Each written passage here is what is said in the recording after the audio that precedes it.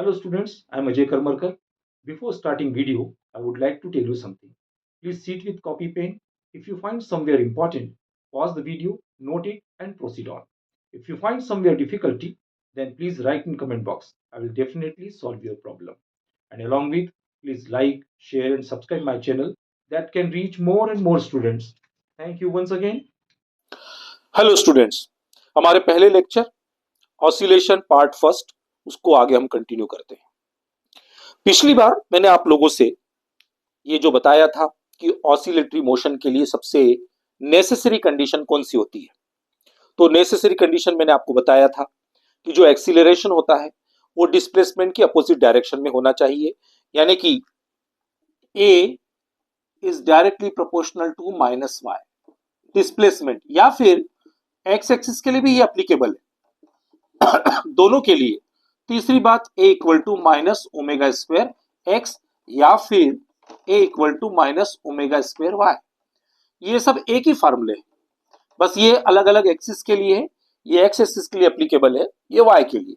इसी प्रकार से ये चार आपकी कंडीशंस है। एक बात तो ये हो गई कि आपको यहां पर इस प्रकार का कंडीशन होना चाहिए। और दूसरी बात, मैंने आपको जो इंपॉर्टेंट बात बताई थी, जो अधिकतर मेडिकल के स्टूडेंट के लिए बहुत ध्यान रखने की बात है यहाँ पर, क्योंकि यहाँ पर ट्रिग्नोमेट्री का भी रोल आता है।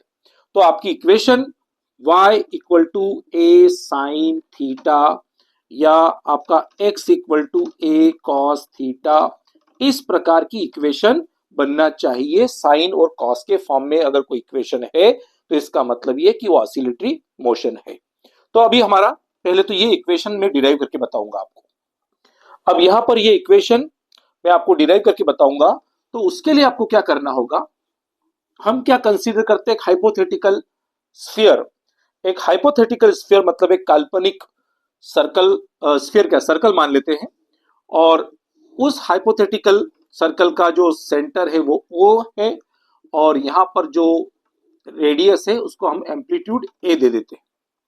अब यहां से अगर पार्टिकल स्टार्ट होता है और यहां पर पहुंचता है, तो अगर यहां से परपेंडिकुलर डालें तो ये आपका यहां से यहां तक का जो डिस्टेंस है वो x है, ये वाला डिस्टेंस y है। जरा आराम से अच्छे से समझने की कोशिश करना।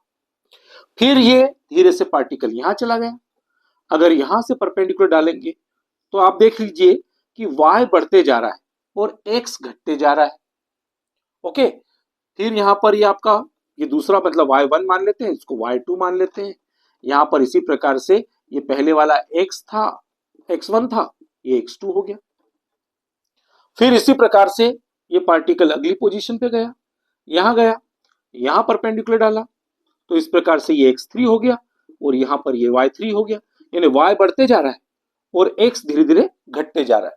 तो एट लास्ट यहां पर आ गए, तो यहां y की मैक्सिमम वैल्यू हो गई और x की वैल्यू 0 हो गई। एक काम हुआ। फिर उसके बाद धीरे से यहां पर पार्टिकल आया।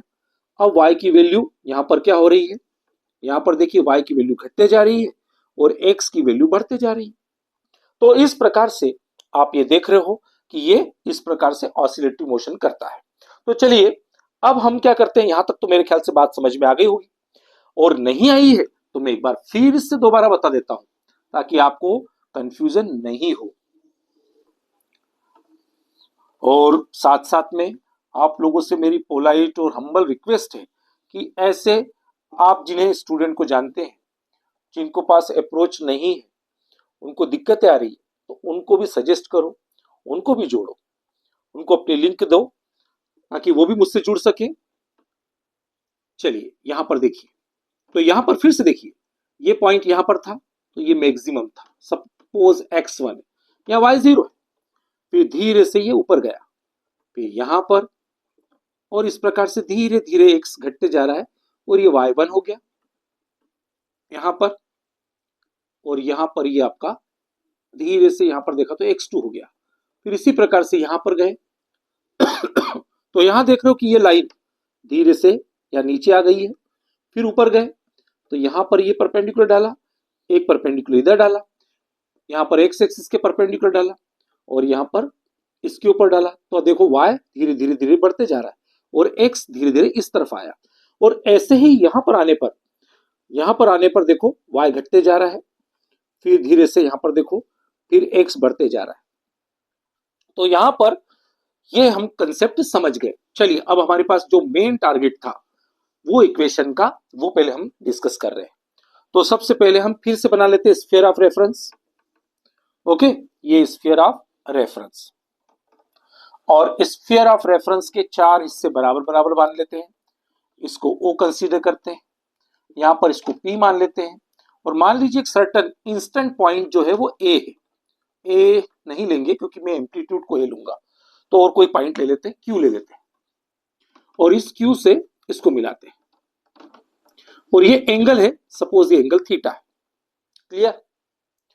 यहां पर परपेंडिकुलर डालते हैं, यहां पर परपेंडिकुलर डालते हैं, यहां से लेकर यहां तक का डिस्टेंस जो है वो y मान लेते हैं, और यहां से यहां तक का डिस्टेंस x मान लेते हैं।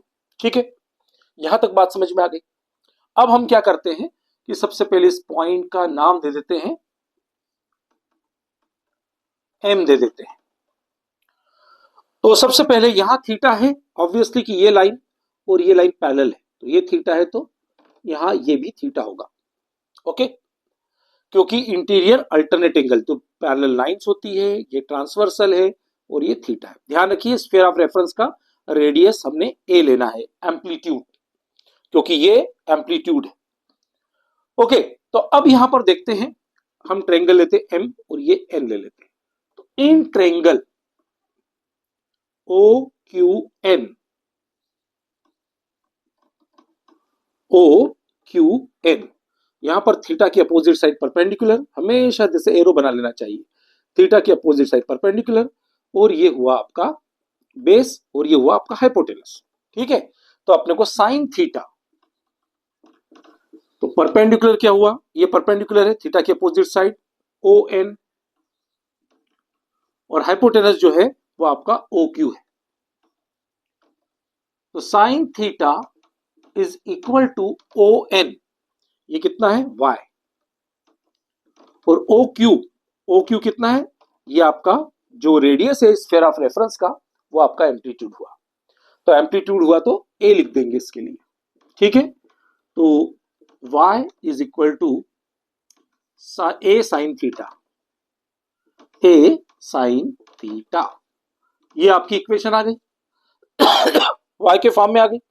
अब थीटा की बात जरा कर लेते हैं कि angular velocity is equal to theta upon time. जैसे अपनी वेलोसिटी का डिस्प्लेसमेंट अपॉन टाइम होता है ना, तो यहां पर थीटा जो है वो आपके लिए यूज किया जाएगा एंगुलर डिस्प्लेसमेंट, और ये टी हो गया, तो theta can be written as omega T.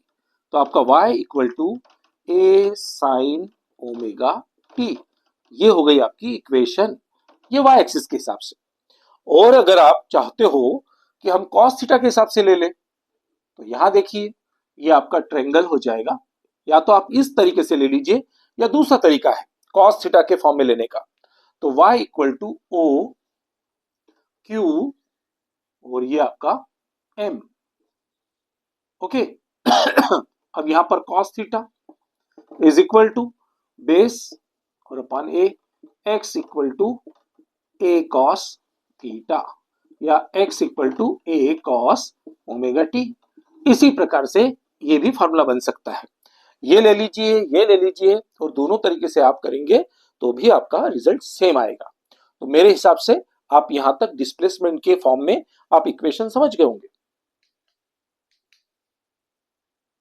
चलिए अब हमारी इक्वेशन डिस्प्लेसमेंट के फॉर्म में y equal to a sine omega t. अब यहां पर अब हम निकाल रहे हैं उस पार्टिकल की वेलोसिटी, और वेलोसिटी निकालने के लिए क्या करना पड़ेगा, y equal to a sine omega t. ध्यान रखिए आपके दिमाग में क्वेश्चन आ रहा है कि हम साइन की इक्वेशन लिखे हैं कि कॉस की इक्वेशन लिखे हैं, सर ये चीज समझ में नहीं आ रही है।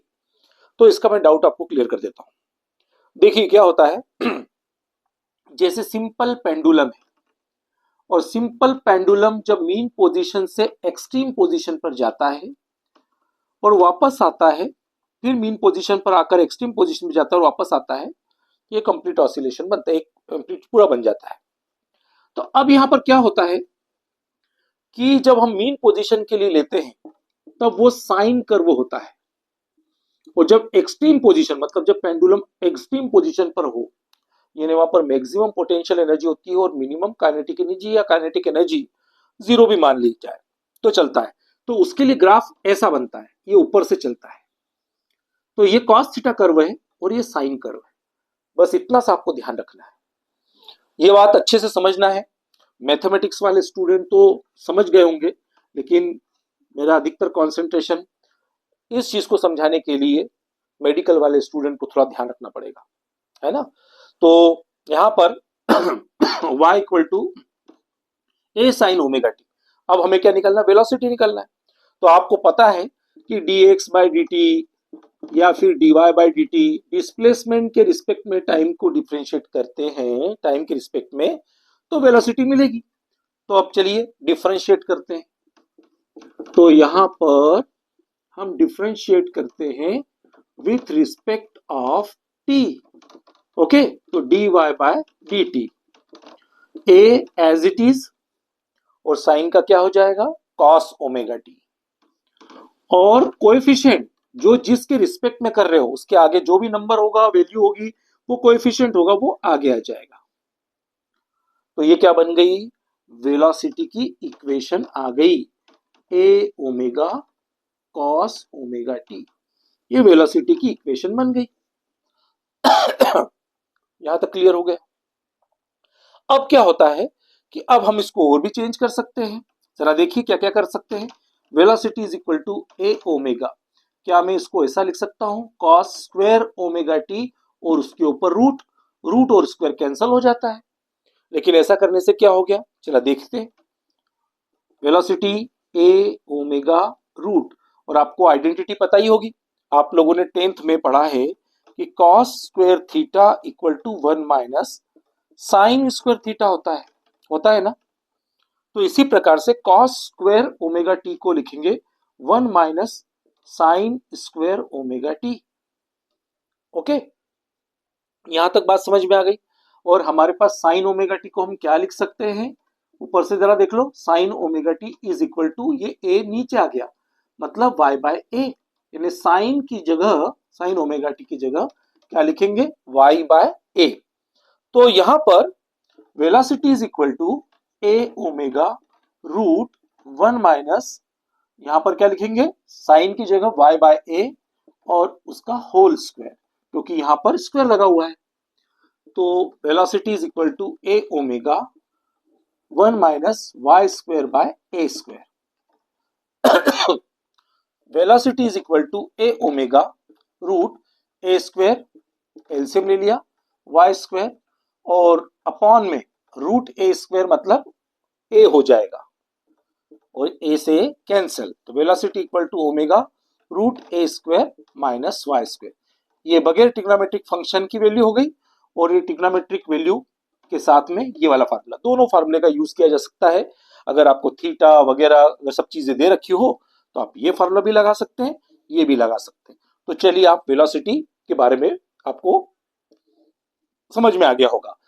अब यहां पर एक और इंटरेस्टिंग बात है कि अगर आपकी वेलोसिटी मैक्सिमम हो, मैक्सिमम किस कंडीशन में वेलोसिटी होगी, जब आपका y जीरो हो, y जीरो हो, तो उस केस में आपका ओमेगा ए वेलोसिटी मैक्सिमम हो जाएगी। यहां तो मैंने सिर्फ इस वैल्यू को देखते हुए बताया है, लेकिन इस चीज को समझना तो बहुत जरूरी है ना, कि इसका मतलब क्या है कि y इक्वल टू जीरो, यानी कि आपका जो पॉइंट यहां था, मतलब ये इस पोजीशन पर था, मेन पोजीशन पर था, तब आपकी वेलोसिटी मैक्सिमम होगी। इसका मतलब ये हुआ कि पेंडुलम जब बीच में रहता है ना, इस वक्त इसकी वेलोसिटी सबसे मैक्सिमम रहती है, और जैसे ऊपर पहुंचता है यहाँ वेलोसिटी इसकी जीरो हो चुकी रहती है। ये डेरिवेशन कह रहा है। इसका मतलब y इक्वल टू जीरो का मतलब ये है, डिस्प्लेसमेंट यहाँ पर जीरो है, ये डिस्प्लेसमेंट है आपका ये वाला। तो यहाँ पर अगर डिस्प्लेसमेंट जीरो है, मतलब ऑब्जेक्ट मीन पोजीशन पर है, और मीन पोजीशन पर है इसका मतलब उसकी वेलोसिटी मैक्सिमम है। तो उम्मीद करता हूं कि यहां तक आपको बात समझ में आ गई होगी। चलिए आगे बढ़ते हैं। चलिए आगे हम कंटिन्यू करते हैं। वेलोसिटी जैसा कि हमने निकाला ए ओमेगा कॉस ओमेगा टी। अब इसको कंटिन्यू हम वापस से डिफरेंशिएट करते हैं, क्योंकि एक्सीलरेशन निकालते हैं। तो अगेन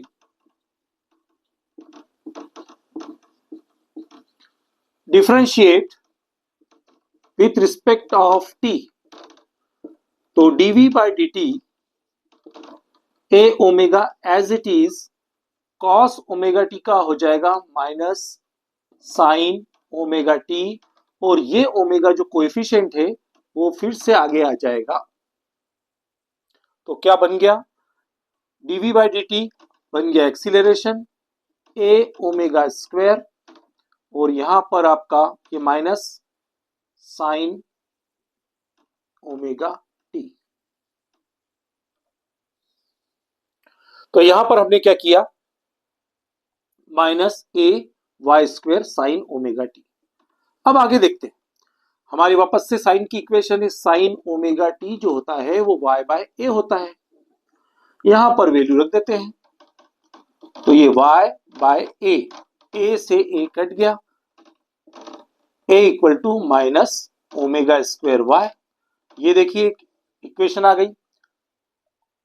ऑसिलेटरी मोशन की इक्वेशन या एक्सीलरेशन की जो कंडीशन थी, हमने जो शुरू में बार बार कही कि एक्सीलरेशन ऑसिलेटरी मोशन के लिए आपका acceleration minus omega square y होना चाहिए।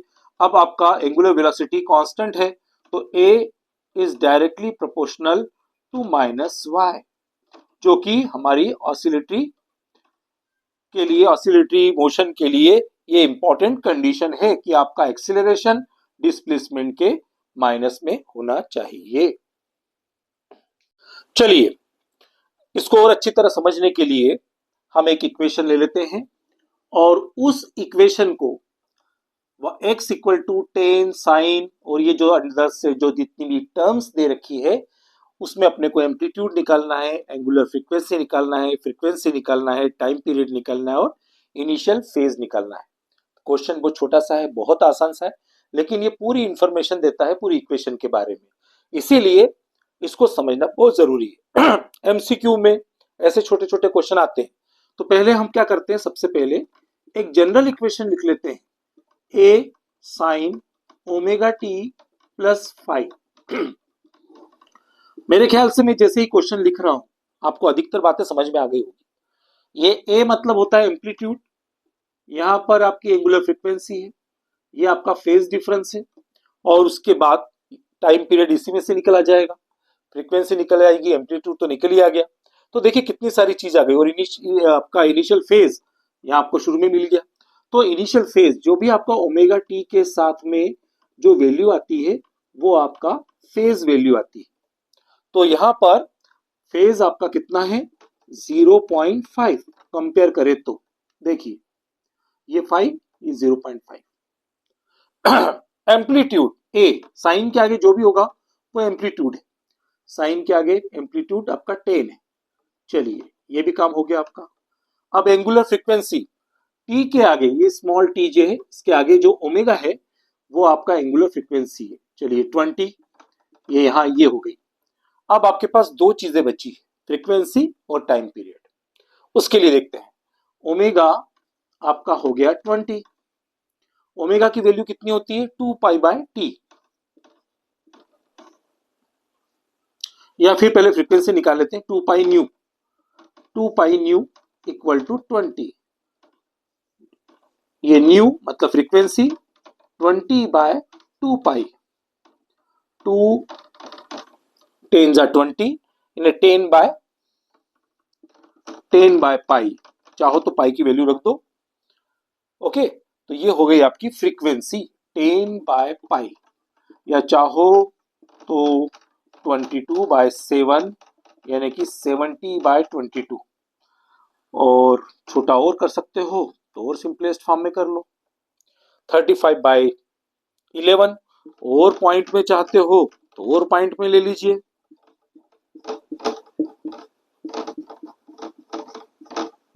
3.18, ये 3.18 हो गया। ओके, तो चलिए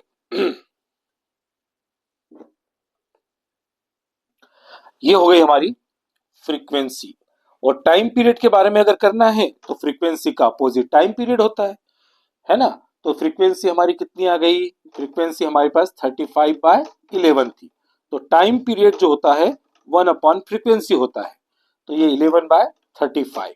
ओके, तो यहां से 35 11 से डिवीजन लगाएंगे, ये 0, और 3 5 3 15 कैरी 1 5 3 9 and 1 10, ये 5 0 1, तो 0.31 0.31 सेकेंड, ये हर्ट्स, ये रेडियन पर सेकेंड। ओके, और एम्पलीट्यूड मीटर सेंटीमीटर जो भी रहेगा वो उसमें रहेगा, ठीक है ना। यहाँ आपने इक्वेशन में नहीं दे रखा है, तो आई होप सो इस क्वेश्चन के जरिए आपको ये बातें अच्छे से समझ में आ गई होगी। चलिए हम क्या करते हैं, सिंपल पेंडुलम की ऑसिलेटरी मोशन के लिए डेरिवेशन निकालते हैं। तो सबसे पहले हम यहाँ पर सिंपल पेंडुलम ले रहे हैं और ये एल लेंथ का है जो थ्रेड से बंधा हुआ है। अब एक बात ध्यान रखिएगा कि लेंथ और इफेक्टिव लेंथ क्या होती है, बॉब के सेंटर से मतलब radius plus total length, thread की लेंथ, दोनों को इंक्लूड कर दिया जाता है, दोनों को ऐड किया जाता है, तो उसको बोलते हैं इफेक्टिव लेंथ। प्रैक्टिकल में आपको इफेक्टिव लेंथ लिखना होती है, तो आपको जो थ्रेड जिससे बॉब बांधा होता है, टाइट किया रहता है, वो तो लेंथ होती है, और जो बॉब की रेडियस है उसमें ऐड किया जाता है, तो उसको बोलते हैं हम इफेक्टिव लेंथ। तो इफेक्टिव लेंथ हमने एल ले ली है, और यहां से मान लीजिए इसको हमने स्ट्राइक किया, इसको हिट किया, तो एक पर्टिकुलर पोजीशन पर जाकर के इंस्टेंट, थोड़ी देर के लिए, सेकंड के कुछ हिस्से, 10वां हिस्सा 20वां हिस्सा पर जा करके मैक्सिमम फिर वापस आएगा। तो यहां पर आपकी काइनेटिक एनर्जी जीरो हो जाएगी, मतलब वेलोसिटी जीरो हो जाएगी, और वो किस वजह से आएगा, ड्यू टू द वेट। तो यहाँ mg के नीचे की तरफ है, ये डिस्प्लेसमेंट y ले लेते हैं। तो अगर इसके हम, ये टेंशन t है और यहां पर ये थीटा है, तो ये भी थीटा होगा, और ये आपका mg cos थीटा होगा जो कि टेंशन को बैलेंस करेगा, और यहां पर ये आपका हो जाएगा mg sin थीटा, जिसकी वजह से जो आपके फोर्स का रिस्टोरिंग फोर्स डेवलप कर रहा है, क्योंकि इसकी वजह से हमारे जर्क लगाए हुए धक्के से के अगेंस्ट आ रहा है, तो ये क्या हो जाएगा, रिस्टोरिंग। मैंने सबसे पहले आप लोगों को रिस्टोरिंग फोर्स के बारे में बताया था कि रिस्टोरिंग फोर्स होता क्या है। तो हमने अगर कोई फोर्स लगाया है, तो उसके अगेंस्ट अपने को अगर कोई फोर्स मिलता है, तो उसको बोलते हैं रिस्टोरिंग। जब भी आप कहीं भी देख लो, आपने मान लीजिए बॉक्सिंग बैग को अगर आपने मारा है, धक्का लगाया, लेकिन वो वापस आ रहा है, तो वो क्या हो जाएगा, रिस्टोरिंग फोर्स होगा। आपने गेंद को टप्पा लगाया है, आपने फेंका है, बाउंस किया है, वापस अगर आ गया, तो वो भी रिस्टोरिंग फोर्स हुआ। तो ऐसे जितने भी वापस अगर अपने लगाए हुए फोर्स से अगेंस्ट अगर वर्क कर रहा है, अपोजिट डायरेक्शन में कर रहा है, तो वो रिस्टोरिंग फोर्स होता है। तो हमने जर्क इसको इधर तरफ लगाया था, ऑब्जेक्ट वापस आ रहा है, तो ये हमारा रिस्टोरिंग फोर्स होगा माइनस mg साइन थीटा। देखिए बहुत सारी किताबों में बहुत साइन थीटा का पूरा एक मतलब इक्वेशन इसकी सीरीज बना दी है, पर मैं आपको सीरीज बनाने के लिए या सिंपलेस्ट वे में बताने की कोशिश कर रहा हूं कि हमारा ये जो थीटा है, एंगल बहुत कम है। तो साइन थीटा अगर छोटा होता है, तो हम इसको थीटा कंसीडर करते हैं। फिजिक्स में याद रखना कि sign theta is very small, that will be consider theta. तो कॉस थीटा को 1 माना जाता है और साइन थीटा को थीटा माना जाता है। तो यहां पर अगर थीटा बहुत छोटा है, if theta is very small, then हम क्या करेंगे, साइन थीटा को थीटा कंसीडर करेंगे। तो F is equal to minus mg theta. Clear. अब यहां पर थीटा, थीटा होता क्या है, थीटा मतलब होता है angle is equal to arc upon radius. तो ये जो एंगल है, आर्क अपना y है और रेडियस जो है ये लेंथ है, तो ये आपका थीटा हो गया। तो f is equal to minus mg और यहां पर y बाय l। यहां तक बात क्लियर हो गई। अब हम फोर्स को क्या लिख सकते हैं, mg ma, सॉरी, क्योंकि इसका एक्सीलरेशन निकालना ma है ना, क्योंकि हमने तो जर्क लगाया है, तो एक्सीलरेशन a होगा। तो यहां पर एम से M cancel, A equal to minus G Y by L. Okay, तो यहां पर आप क्या देख रहे हो कि अगर ये जी के पास में एल लिख दूं, जी बाय एल, उसको ब्रैकेट में लिख दूं और वाई लिख दूं, तो आप देख रहे हो कि अगर जी और एल लेंथ को कांस्टेंट रखा जाए तो acceleration is directly proportional to minus Y. तो मतलब ये सेटिस्फाइड कर रही है, आपकी ऑसिलेटरी मोशन को सेटिस्फाइड कर रही है ना। तो ये सबसे बड़ी बात तो ये हो गई। चलिए और आगे चलते हैं। Acceleration is equal to minus G by L dot Y, और हमने क्या किया था, एक्सीलरेशन को माइनस ओमेगा स्क्वायर वाई, ये हमारी ऑसिलेटरी मोशन के लिए एक्सीलरेशन का डेरिवेशन जो कि हमने पहले ही निकाल चुके हैं। तो यहां पर इसको रख देंगे ए के प्लेस पर। तो यहां से माइनस कैंसल, वाई से Y cancel, omega square G by L, then omega is equal to root G by L. Okay, और ओमेगा को हम क्या लिख सकते हैं, 2 pi by T root G by L. Okay, और अगर हमें टाइम पीरियड चाहिए तो 2 pi L by G, that is time period. ये आपका टाइम पीरियड के लिए डेरिवेशन हो गया। तो t equal to 2 pi root l by g, जो आपके प्रैक्टिकल करने को भी मिलेंगे। तो इस प्रकार से ये डेरिवेशन हो गया। आई होप सो यहां पर आपको बात समझ में आ गई होगी।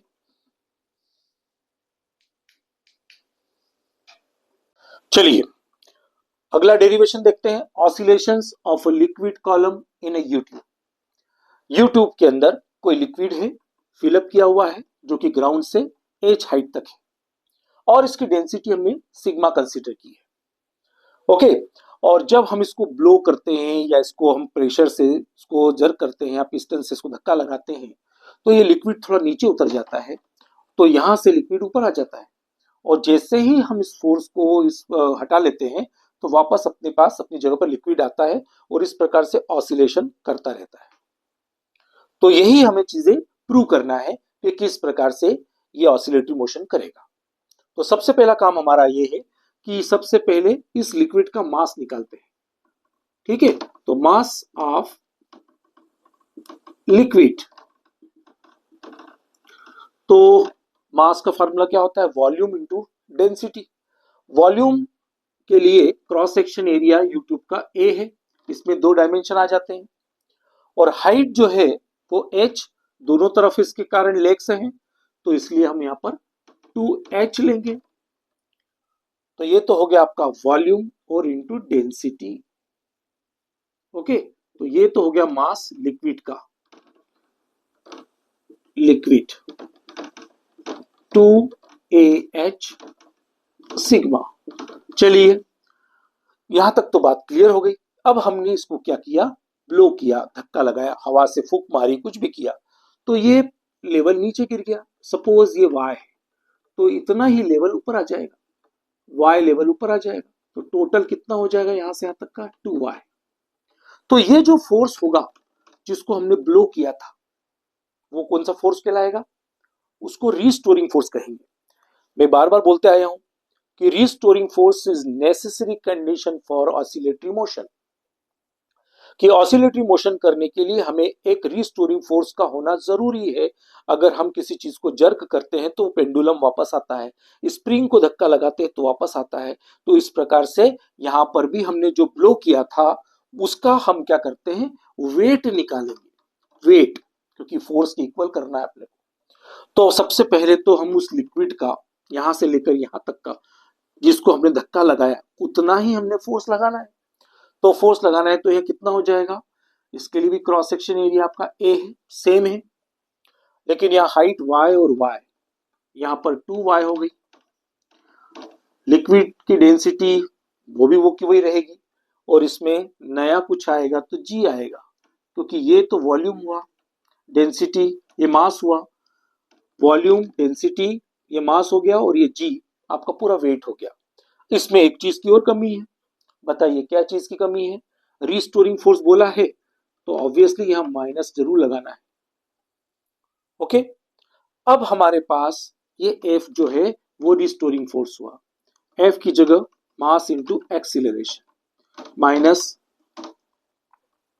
2 a y सिग्मा g। और ये m क्या है, किसका मास है, ये उसी लिक्विड का मास है। तो यहां पर ये वैल्यू रखेंगे 2a h sigma a minus 2a y sigma g। तो 2a cancel out, sigma sigma cancel out, और यहां पर क्या हो जाएगा, a is equal to minus y g और यहां का h। तो acceleration is equal to minus g और h को साथ में लिख लेते हैं, ये y हो गया। फिर से हम अगर इसको g और h को कांस्टेंट मान लें तो आपका acceleration is equal to minus y। तो is acceleration is equal to minus y हो गया, मतलब ये कंडीशन फॉलो अप हो गई है। ओके, अब हम क्या करते हैं, वही condition a equal to minus omega square y, ये जो कंडीशन हमारी ऑसिलेटरी की है तो अब इसके इक्विवेलेंट्स को कर देते हैं तो टाइम पीरियड भी निकल आएगा। तो minus omega square y is equal to minus G by H Y, y से y कैंसल, माइनस से minus cancel, omega square g by H, then omega is equal to root g by H. और omega क्या होता है, 2 pi by T g by H, या फिर 2 pi root h by g, that is equal to time period. Okay, तो यहां से time period भी आ गया। उम्मीद है आपको यहां तक के डेरिवेशन अच्छे से समझ में आ गए होंगे। Thank you for staying till the end of this video. Definitely, when you will become success, whole contribution goes to your hard work. But if my videos, my lectures, my questions will help in your success, I will consider myself lucky. Please like, share, and subscribe my channel that can reach more and more students. Thank you once again. Take care. Bye bye.